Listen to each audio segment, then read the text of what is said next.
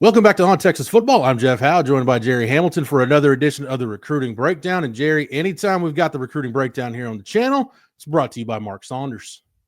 It is, and this is one of our favorite sponsors on Texas Football, has been for a couple of years now. When it comes to protecting all your stuff, wouldn't it be great to have one place that protects all of it? I got some great news. Texas All-State agent Mark Saunders serves the Austin and Round Rock area and the entire state of Texas. He's the only insurance agent you'll need. That is proven out by many on Texas Football listeners who have given Mark Saunders a call. Everything from your home, car, and boat to your motorcycle, RV, and ATV. Call Texas All-State agent Mark Saunders' office today at 512-218-8571. Another bonus for you, it's Texas alum Mark Saunders. If you're looking for somebody in the Austin, Round Rock area and the entire state of Texas, once again, give Texas All-State agent Mark Saunders a call, 512-218-8571. Thank you, Mark, and thank you, Gerry. All right, Gerry, anytime you and I do a recruiting breakdown, I feel like we're talking about Florida and Georgia. I feel like we're just in that corner of the Southeast, but you had a great article that posted Tuesday morning at ontexasfootball.com, basically looking at all the head-to-heads Texas has in this 2026 cycle. And, really other than Texas A&M, which there's always going to be a lot of those, Gerry, Texas is battling Florida and Georgia for the bulk of their prospects. And it's not like it's one position group it's isolated to. It's across the board. Florida and Georgia and Texas are jockeying for some of the top players in the country. Yeah, they really are. And I mean, it's kind of follow-up from last year. That's the way the class ended in 2025 for Texas, was Texas battling Georgia for Justice Terry, winning out there. Florida beating out Texas for Joseph Mbaktu out of Georgia. Texas holding on to Myron Charles over Florida. Texas holding on to Jamie French over Florida. You look at these battles, and there was Zealous Hicks, who made late runs at him, Florida, Tennessee. So you look at these battles, and there were a lot of them that came down to Texas versus Georgia, and really Texas versus Florida. And it seems like Sark wants to plant his flag even more so in Georgia and Florida, and that means a lot more fun for us covering it, Jeff, because those are real recruiting battles. No doubt. This is about as high stakes as it gets, Gerry. And let's start in the state of Florida.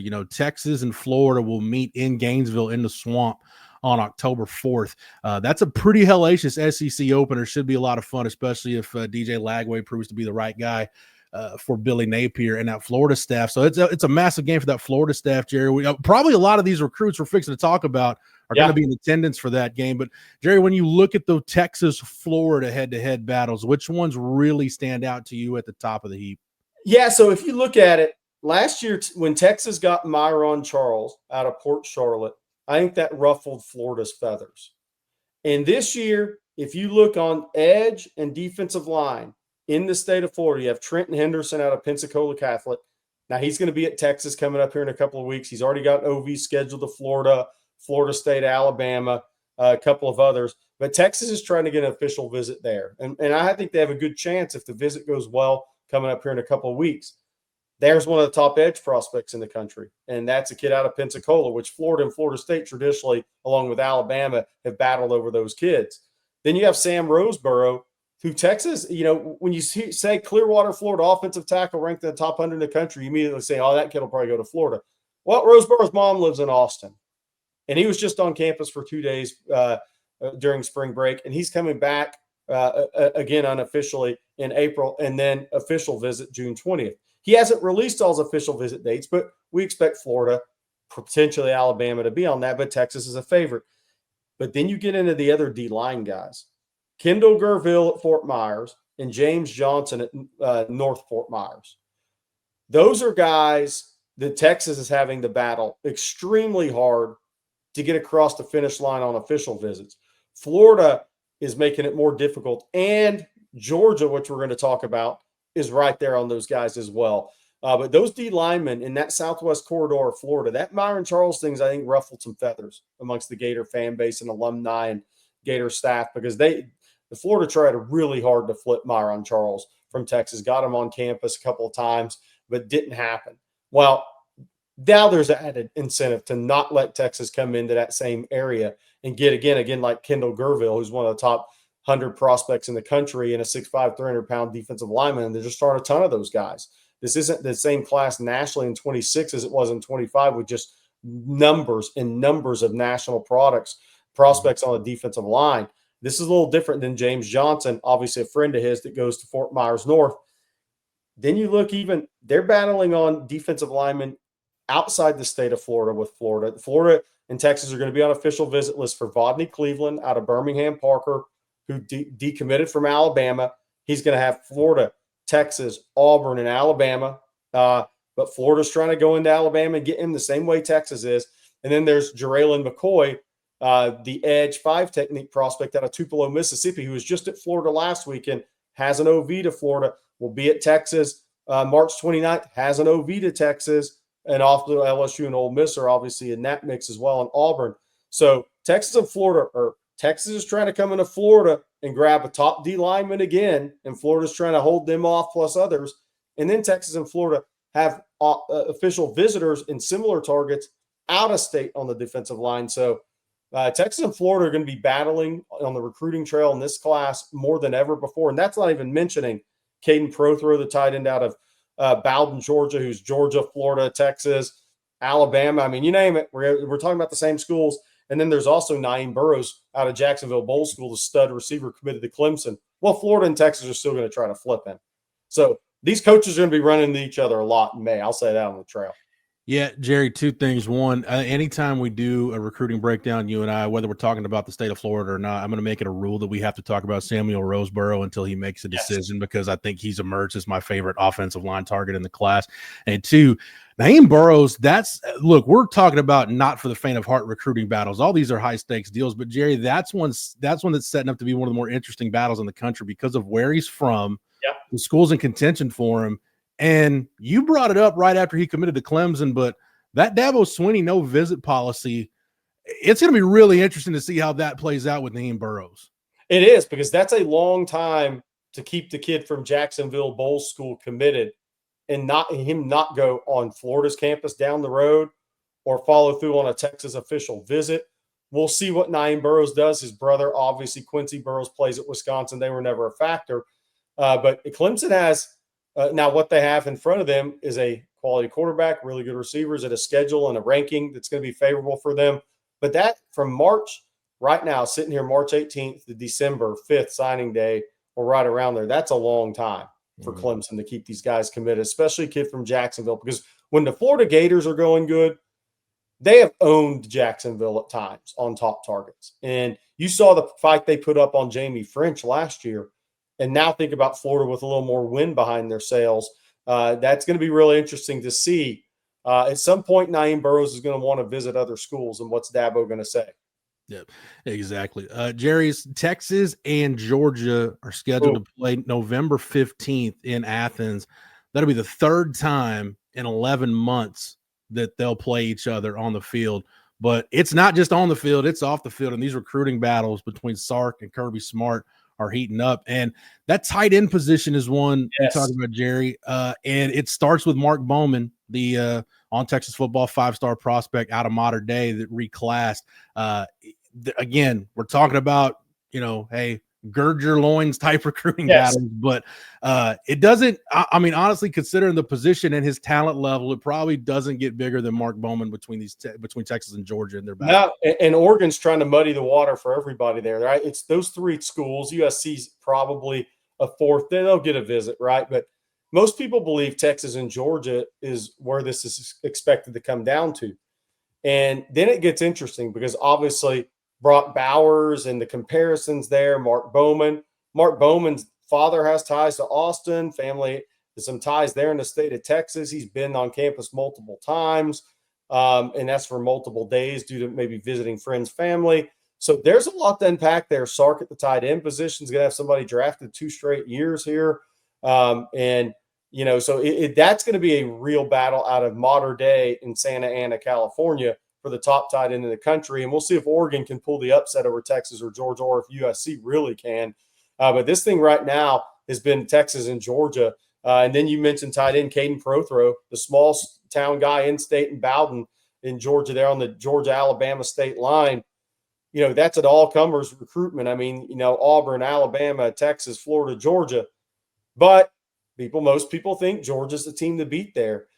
And they have a real battle on their hands. I mean, he's taking official visits to all those schools. And the crazy thing, Jeff, and we're going to get into it, but same official visits that Georgia has that Texas has right now. But there is two from there's Caden Prothro, okay. There's Tico Crittenden in Lithuania, Georgia. There's Kamari Brooks in North Oconee. There's Hezzy Kent in Brunswick, and there's Bryce Perry Wright in Buford. That's more than last year already. And Texas will probably get a couple more official visitors. Tyler Atkinson's out there that I think will get on campus at Texas again. And obviously Georgia's going to be in the mix for it. And there's probably a couple others, a defensive back, D lineman out there. So I think this visit is going to get the 7 official visitors that take a Texas and Georgia official visit. Then that's not counting kids in Florida because, I mean, Justice Fitzpatrick could come down to Georgia, Texas, and Florida and Miami at the end of the day. We'll have to see. But Texas-Georgia battles are going to be real this year. Yeah, Jerry, Bryce Perry Wright's a guy that we haven't talked about in a while. And again, you just brought up some of the names that I was going to mention here. Tico Crittenden is another one that, like you said, has an official visit locked in. And Kamari Brooks, the edge out of Bogart, Georgia. Jerry, it's just the defensive line talent. I mean, for years before Texas jumped to the SEC, people would always ask me, why is the SEC? Why do people talk about the SEC so much? And look, it's college football's ultimate line of scrimmage league because the best line of scrimmage talent is in the Southeast. That's where you get your big-time defensive linemen, your big-time edge rushers, and Jerry, Texas in the mix for some of those guys in the state of Georgia right now. And it's bad. And again, when you go into Georgia and you rip Justice Terry at the end, I mean, Georgia sent the people that cover Georgia to that press conference thinking Justice Terry was going to Georgia and then he announced for Texas. That's a shot across the bow in recruiting. Texas had never got a player of that caliber out of the state of Georgia. And in this class, well, the 25 class, Justice Terry, Zealous Hicks, Emory Winston, Nick Brooks, no matter if Georgia battled on all those guys or not, they signed 4 guys from Texas. And one of those guys happened to be a top target of Georgia and a 5-star defensive lineman. That ups the ante, right? And 2 years ago, Georgia came into Texas and got Justin Williams and Joseph Jonah-Ajonye, 5-star and a near 5-star. So, okay, like turnabout's fair play, right? That adds to the fun of recruiting in the SEC for me. Look, Tico Crittenden, talented D lineman out of Lithonia, Georgia. Now Auburn and Tennessee are also in it, but and Texas and Georgia. Again, Georgia, Kirby doesn't want those guys to go to Texas more so now than ever. Kamari Brooks, Georgia, Texas, Clemson, Alabama, right? You're going to be in these same battles over and over again in this cycle and moving forward. State of Georgia, and then the sleeper one out there is Hezzy Kent because nobody really knows what he's going to play, and he's in Brunswick, an area that Texas has never recruited a player from, and now they're getting an official visit from Hezzy Kent and another official this spring, and that's a kid that most people have pegged to go to Georgia. So we're going to be following these battles. It's going to be a lot of fun for Texas and Georgia fans. It creates smack talk on message boards, and we're here for all of it. Jerry, real quick, let's look at the running back position because the 2 guys that we've talked about since the coaching change, since Tashard Choice left to go to the NFL, at Texas hires Chad Scott. Xavier Crowell was in, then he was out, then he's back in. Derek Cooper's obviously a target for Texas. Where are things at with both those guys right now? Yeah, Xavier Crowell is interesting. He really likes Texas, right? Because you saw it with the emotional response to Choice leaving. Then one phone call from Chad Scott and the visit's back on, and he's going to be in town next weekend as well. So that'll be 3 unofficial visits to Texas by a prospect that was a 27 that's now reclassed to 26. That's a lot of unofficial visits to a school out of state in a short amount of time. And then the official visit will be his 4th, June 6th through 8th. Georgia obviously gets the first official visit with Crowell. Then you have Auburn and Alabama you have to deal with. But I think Georgia's on the outside looking in for Crowell, and I think Texas and Auburn are probably your battle with Alabama right there. You can't count out Alabama for a top in-state player from Jackson, Alabama, right? But that's where that recruitment's at is Crowell and his mom. They really like Texas, but now you have to see if Texas can get across the finish line. Derek Cooper's more interesting because Texas has to get him on campus this spring for this to move forward. Just like Tristan Keys, the receiver from Hattiesburg, the 5-star, just like Jamie French last year, and Charles and Sharma and all those guys. Texas has to get him on campus this spring and then move forward with it. Georgia's going to be in that. Miami's going to be in that. Florida, Ohio State, you name it. They're all going to be in there for Derek Cooper. But that's one that kind of we have to see if he shows up on campus this spring. I think things will get interesting. If he doesn't, obviously it's pretty much over barring a major change during the season. Amari Latimer is the other running back I want to mention from Sandy Creek, Tyrone, Georgia. Was a Texas lean, I think, when Choice left to go to the NFL. He's got officials scheduled in Miami. We had 2 uncles that played in Wisconsin. I've been told Texas wants to get him back on campus. When is that going to be? I'm not sure Georgia's really in the mix there. At this point, they could be. So we'll see there on Amari Latimer, another prospect from Georgia that could end up officially visiting Texas. Jerry, one more SEC battle I want to talk about before we wrap this up. But before we do that, one more time, Jerry, let everybody know about our sponsor for the recruiting breakdown. That's Mark Saunders. That's Texas alum Mark Saunders, serves the Austin and Round Rock area, the entire state of Texas. He's the only insurance agent you'll need for your home, car, boat, your motorcycle, RV, and even your ATV. All of it. That's Texas alum Mark Saunders. Give him a call today, 512-218-8571. He has over 35 years of experience. Mark Saunders. There you go.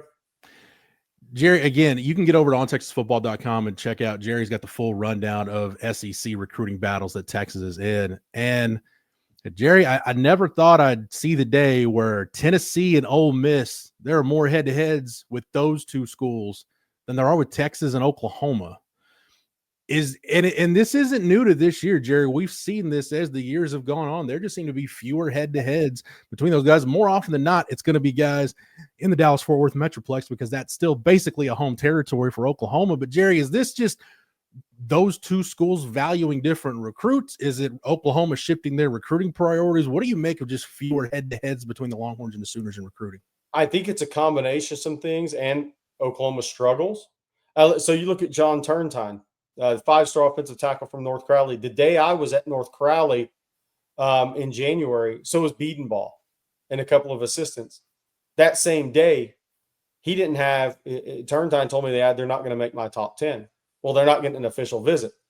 That Turntine is pretty much looking like Texas A&M, and Tennessee right now.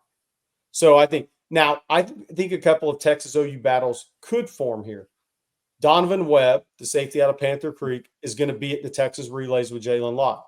Well, Dwayne Aquina building that relationship with Donovan Webb. They don't have an official visit right now. Oklahoma is going to be in the thing for Donovan Webb. Can Texas then push their way in? I think there's 2 or 3 recruits in DFW that are like that. Like Toa Katoa right now. Mm-hmm. Texas and Tennessee are his official visits. Is Oklahoma going to get one or are they not? So that's what's interesting to see is do some of these guys in DFW, does Texas get the Donovan Webb official visit? Does an Oklahoma get somebody else's official visit that Texas is after coming up here in March or April? We could add a couple of those. But right now, you look, Felix Ojo in the DFW area has the official visit set to both Texas and Oklahoma, not A&M with Ojo. So what does that lead? What path does that lead down? Ojo's also got Ole Miss. But so in the DFW area, that's the only guy right now that has an official visit to both, which that is something, Jeff, we haven't seen in our decade doing this, period.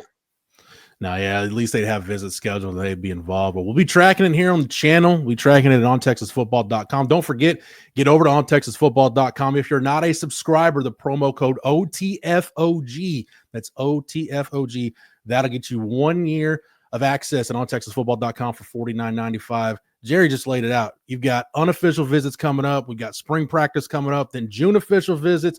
Then you'll have camp. We'll be into the season, and what a season it's going to be for Sark and the Longhorns. You don't want to miss any of it. We'll have it for you at ontexasfootball.com. Again, get over there. OTFOG is the promo code you see there on your screen, $49.95 for 1 year of access. And we will be back here soon on the channel with another edition of the Recruiting Breakdown. For Gerry Hamilton, I'm Jeff Howe. And until next time, hook 'em.